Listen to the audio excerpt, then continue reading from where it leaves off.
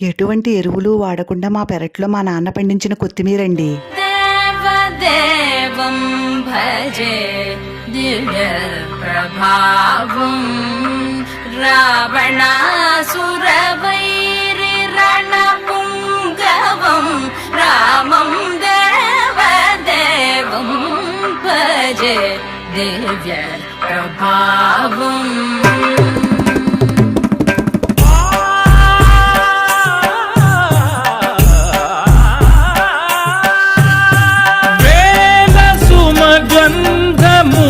గాలి అలల కలల చిరునవ్వులతో కదిలినాడు రాల హృదయాల తడి మేటి తడిలా.